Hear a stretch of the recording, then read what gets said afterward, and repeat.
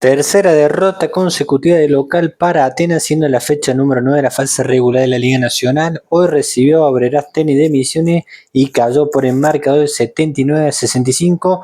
Un panorama complicado para el equipo de Barrio General Busto, que había iniciado arriba, ¿no?, en el marcador en los primeros dos periodos, pero después se fue diluyendo todo ese buen trabajo que había realizado el equipo que está conduciendo hasta ahora Gerardo Peirone, ¿no? Un Atenas que no le encontró la vuelta en el tercer y último cuarto, y fue el conjunto misionero quien se termina quedando con esta victoria, como decimos, por el marcador de 79-65. Ahora Atenas registra 4 victorias y 5 derrotas. El próximo compromiso del conjunto local, equipo cordobés, será recibir a la Unión de Formosa el próximo jueves. Si vos viste el partido, hincha de Atenas, como siempre te digo que comentes, que le des me gusta a estos videos y te suscribas al canal.